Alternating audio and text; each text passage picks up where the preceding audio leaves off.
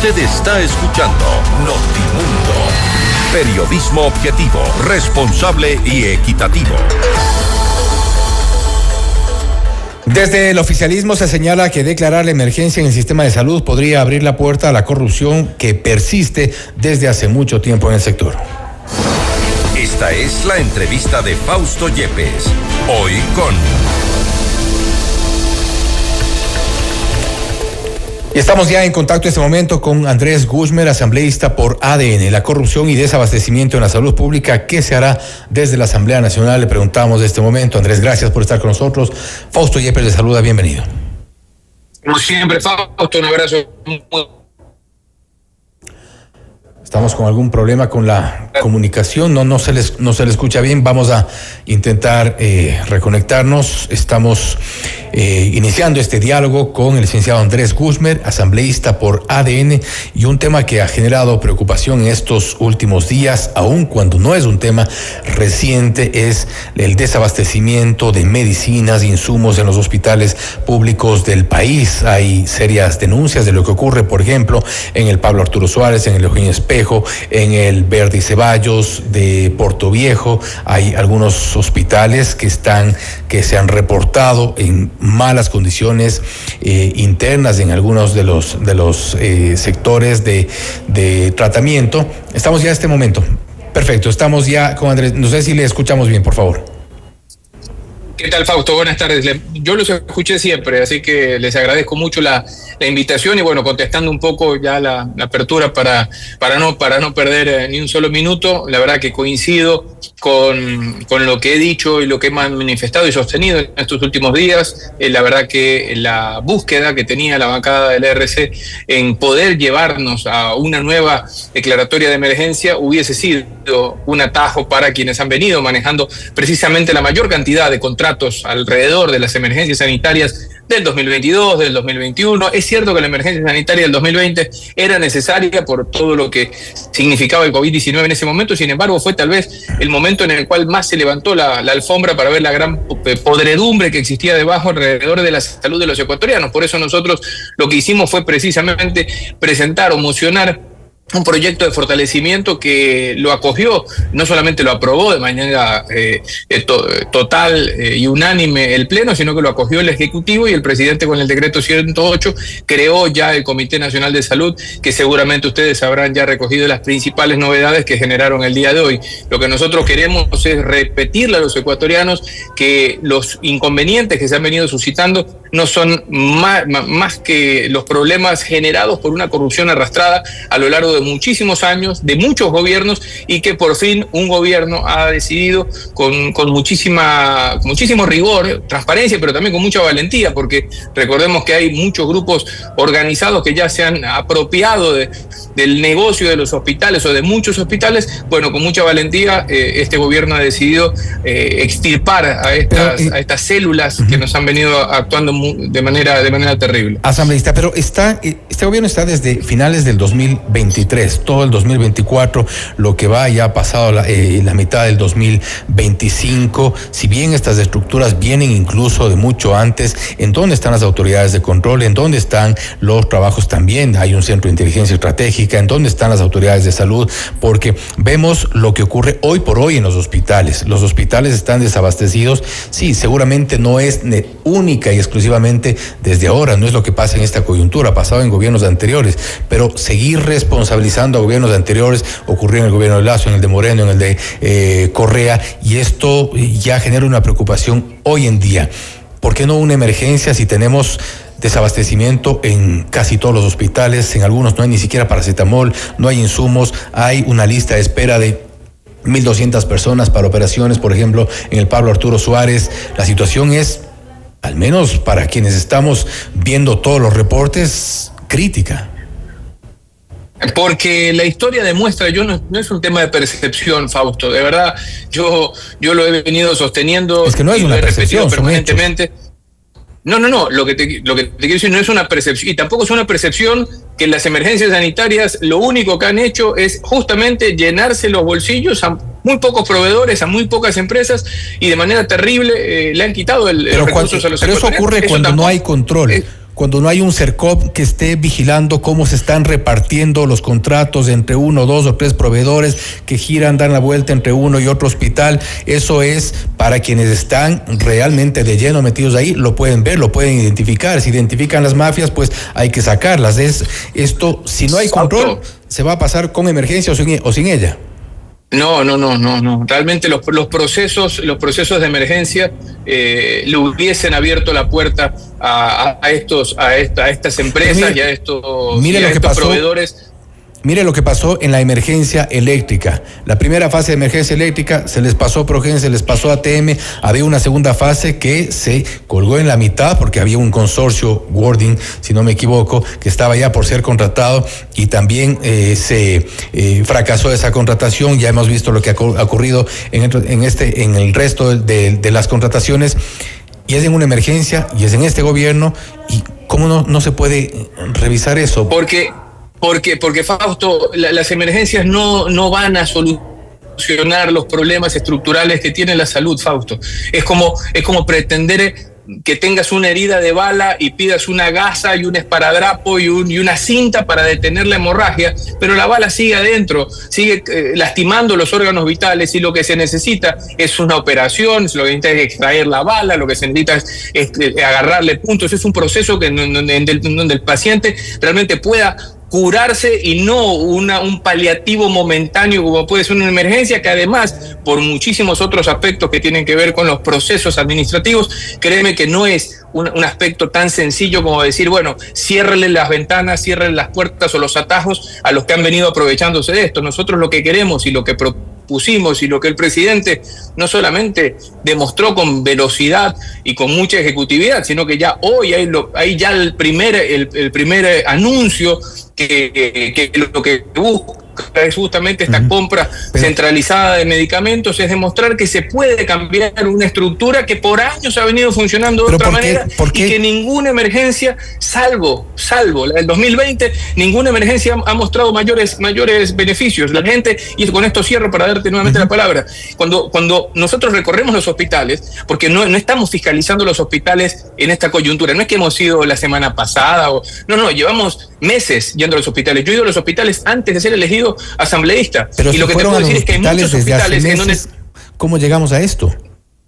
Me decía Fausto, no te escuché, ¿me repites? Pero si fueron a los hospitales desde hace meses, ¿cómo llegamos a esto? Le voy a dar lectura un poco de lo que ha sido motivos reportajes amplios en Ecoavisa, Teleamazonas, en otros medios de comunicación. Hemos recogido algunas de las experiencias incluso de pacientes, de médicos, de especialistas. En el Eugenio Espejo, por ejemplo, no hay medicinas, operaciones postergadas, oftalmología, no hay insumos, pacientes que dicen que no hay médicos para medicina interna, ascensores sin funcionamiento, lavandería en condiciones precarias. En el Pablo Arturo Suárez mandan a hacer exámenes de sangre afuera, no hay placas para los insumos, capacidad para 100 cirugías, se hacen 20, en el hospital Delfina Torres de Esmeraldas no hay jeringuillas, pacientes que tienen que conseguir medicinas fuera, hay denuncias y ustedes han ido desde hace meses. Hoy, con esa efectividad que usted menciona, se asignan $200 millones, ¿por qué no se los asignó hace 6 meses, hace 8, hace un año, hace año y medio que están ya en el gobierno? Porque seguramente, y esto ya es una decisión, no es una decisión de la Asamblea, nuestro trabajo ha sido fiscalizar y entregar seguramente aún muchas más denuncias de las que tú dices, porque también habría que agregarle que así como hay mucha gente que manifiesta o encuentra motivos como los que tú señalabas o detallabas hace un momento, también hay muchas denuncias de hospitales en donde se han encontrado insumos caducados, en donde se han encontrado medicinas escondidas, en donde se han encontrado equipamientos sin mantenimiento. Mira, el manejo de la salud en este país es perverso y no entra en la mente de una persona como tú, como yo o como seguramente millones de ecuatorianos pensar que hay gente que no le interesa la ejecutividad y la ejecución, sino simplemente abrir procesos presupuestarios para llenarse los bolsillos. El trabajo que nosotros hemos venido haciendo y seguimos haciendo, y no hablo solamente de los asambleístas de ADN, sino también de los asambleístas de RC, de la Comisión de Salud o incluso algunos otros, son entregados todos al presidente de la comisión y son elevados a los entes respectivos, Ministerio de Salud o IES. Lo que puedo asegurar es que el plan de lo que nosotros estamos hoy iniciando, y digo hoy a nivel del Ejecutivo y del Legislativo, es que los cambios estructurales por fin lleguen, que por fin de una vez por todas empecemos, como muchas cosas, han ido cambiando, algunas otras han ido mejorando. Es poco político, mejor dicho, es poco popular a lo mejor decir qué cosas están funcionando, qué cosas realmente vale la pena observar,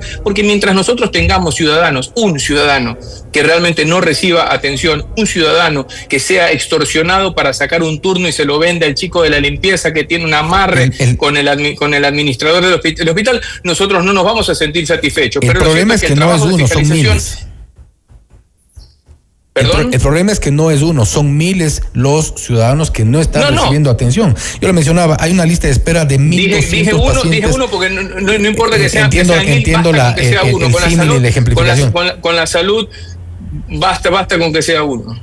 Sí, y esto me refiero, por ejemplo, a lo que le mencionaba, lista de espera de 1.200 pacientes en ortopedia y traumatología en el Pablo Arturo Suárez, y resulta que los médicos que reclaman inmediatamente son sumariados. En el hospital Berti Ceballos de Portoviejo, personal de seguridad y limpieza con sueldos atrasados, al día siguiente o en la semana siguiente desvinculados, guardia de seguridad despedido por dar declaraciones. Y eso no suena tampoco a una gestión, a esa efectividad que ustedes mencionan, porque usted dice también que vendían medicinas caducadas, y las medicinas caducadas en los hospitales que están manejados por el gobierno, por las autoridades, por los ministros de salud, todos los que han pasado por allí.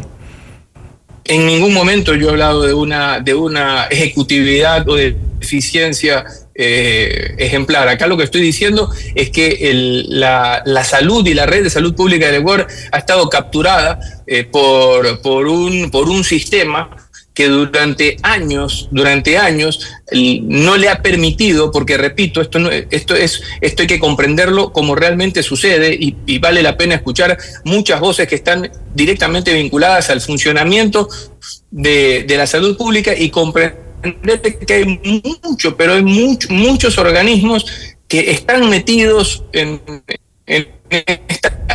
esta red, y que por más que en otros gobiernos, no voy a hablar solo de porque dirán, bueno, no han podido hacerlo, y es un trabajo que lo estamos llevando a cabo, que lo queremos terminar, que se va a demostrar que sí se puede cambiar, porque la lucha contra el crimen organizado que ha tenido el gobierno de Daniel Noboa no la ha tenido ningún otro gobierno. La decisión de ponerle cara, nombre, apellido, número de empresa, RUC, facturación, no la hizo nadie antes, y la estamos haciendo ahora precisamente porque con la salud no se tiene que jugar. Nosotros lo que defendemos y vamos a seguir defendiendo es que lo que tú sostenías hace un rato, creería yo que es a lo mejor tu opinión de generar una nueva emergencia sanitaria, no hubiese sido el remedio adecuado, y quizás no lo podemos saber y tampoco queríamos corrernos ese riesgo, quizás hubiese sido peor el remedio que la enfermedad.